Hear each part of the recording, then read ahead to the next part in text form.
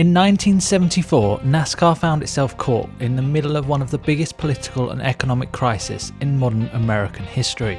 This is the story of why a war fought over 6,000 miles away nearly changed stock car racing forever. Now, if you were an American car enthusiast in the late 1960s, life was pretty sweet.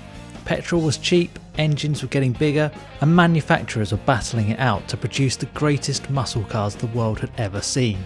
Cars like the Dodge Charger, Plymouth Roadrunner, Chevrolet Chevelle, and Ford Torino weren't just transport, these were symbols of freedom, success, and America itself. The louder the engine, the better.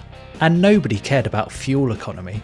If somebody had walked into a dealership asking how many miles per gallon a Dodge Charger would achieve, the salesman would probably have looked at them like they've got 3 arms. America just wasn't interested in saving fuel. It wanted to use as much of it as possible. And nowhere represented that attitude better than NASCAR.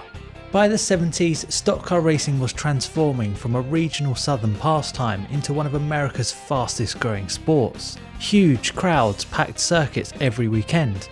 Manufacturers invested millions into racing programs, and drivers were becoming household names. And in a stroke of marketing genius, the cars looked vaguely like the ones parked outside American homes, which meant fans could watch Richard Petty dominate on Sunday and then walk into a dealership on Monday and buy something that looked remarkably similar. As the famous phrase goes, win on Sunday, sell on Monday. Everything was booming, which, as history usually demonstrates, is a sign that something terrible is about to happen. And it all started in 1973. Egypt and Syria launched a surprise attack on Israel, a conflict that became known as the Yom Kippur War. Now, I'm not going to get too much into that detail, but one consequence of this war changed the lives of millions of Americans. Because the United States provided military support to Israel, and in response, several Arab members of the Organisation of Arab Petroleum Exporting Countries, which is thankfully shortened to OAPEC, announced an oil embargo against nations supporting Israel, America being one of them.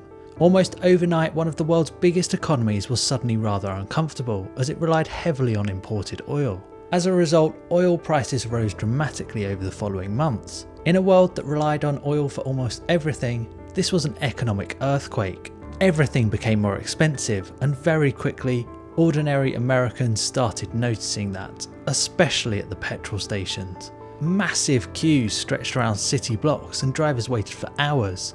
Others arrived only to discover that the pumps had already run dry. In several states, governments even introduced oil rationing systems. If your registration plate ended with an odd number, you could only buy fuel on odd numbered dates. If you had an even number, you had to wait for an even numbered day. The situation became so tense that some petrol stations hired security guards, and police officers were often called. There's numerous reports of arguments, fights, and even firearms being used as tempers boiled over. Fuel wasn't just becoming expensive, it was becoming emotional. And once people become emotional, they start looking for someone to blame. And this is where we introduce NASCAR to the story. But before I go on, please do consider subscribing if you want to hear more stories like this one. Now, it's important to note that NASCAR wasn't responsible for the fuel shortage. Not even close. The amount of racing fuel consumed during a NASCAR weekend was minuscule compared to America's daily fuel consumption. Cancelling every single NASCAR race wouldn't even have made a dent in this problem. But facts and public perception aren't always the same thing. Imagine spending 3 hours waiting for enough petrol to drive to work, and then you turn on your TV to watch dozens of V8 race cars around Daytona at nearly 200 miles per hour. To the average viewer, it looked like a waste of fuel.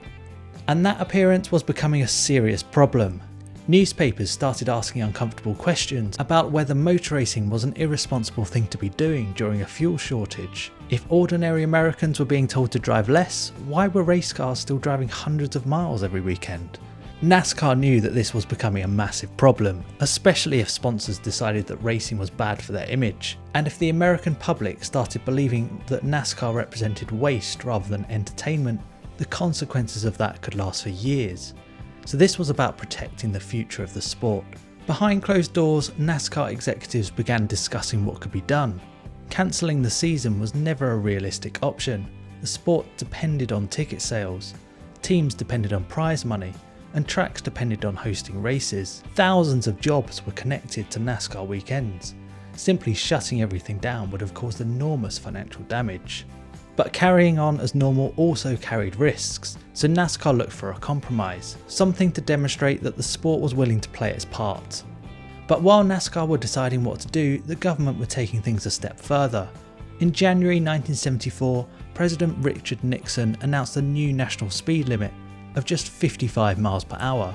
The idea being that driving more slowly generally uses less fuel, and that just further added to NASCAR's problem. Because if America was being told to slow down while NASCAR was preparing to go faster than ever, the optics of the public were just getting worse. But NASCAR refused to sit quietly and take the criticisms. Officials continued to explain that racing fuel wasn't being diverted away from the public because teams used specialised fuel that was being supplied through different commercial arrangements.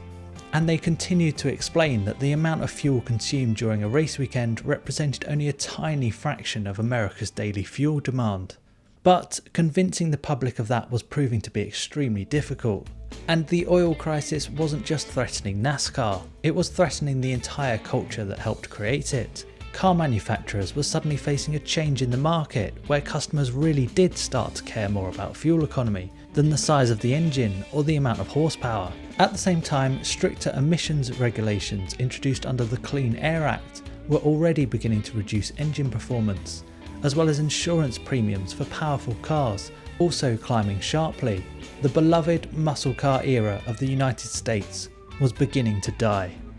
And for NASCAR, this was a huge worry because a sport built around powerful, loud, fast cars isn't going to last long if America stops loving those things. Eventually, NASCAR reached a conclusion and decided it needed to make a visible sacrifice. Not a sacrifice big enough to destroy the season, but one large enough that showed it couldn't be accused of ignoring the crisis.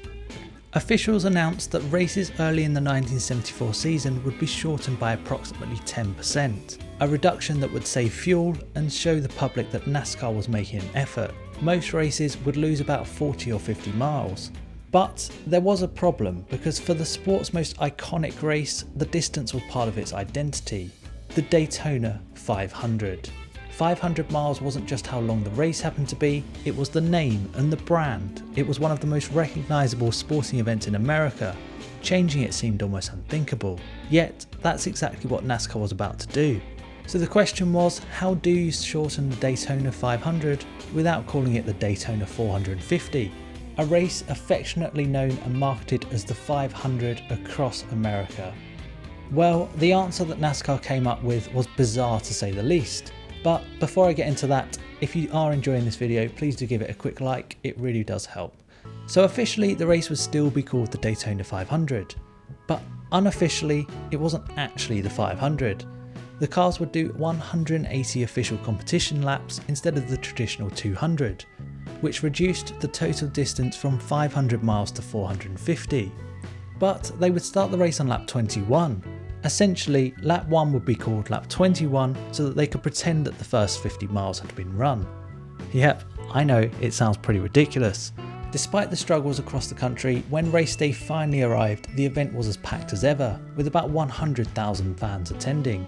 And one thing hadn't changed, and that was the speed of legendary driver Richard Petty, who took the win and became the first person to ever win consecutive Daytona 500s, having taken the win the previous year. History was made at one of the strangest races NASCAR had staged. Throughout the opening part of the 1974 season, several events were shortened. But did that actually do anything? Well, in terms of saving fuel, it did practically nothing. NASCAR races represented only a microscopic fraction of America's fuel needs, but it did help change the public's opinion. It might have just been a token gesture, but sometimes symbolism is important, and NASCAR understood that. Their decision might have just saved the sport from extinction. Eventually, later in the year, races returned to their normal length as the oil crisis eased. But the effects of the crisis changed the American car industry forever. Never again would cars solely be about speed and power. Practicality and efficiency would forevermore be a consideration. And for a sport built around the phrase win on Sunday, sell on Monday, it's a challenge that NASCAR have been battling with ever since. The events of 1974 leave us with a lesson that's extremely relevant today. Motorsport doesn't exist in isolation.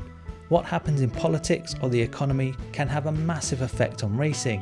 Whether it's fuel prices, financial crisis, manufacturer withdrawals, safety concerns, global pandemics, or whatever else, the sport has repeatedly had to adapt to circumstances beyond its control. If you enjoyed this video, check out the one on screen about the fight that changed NASCAR forever.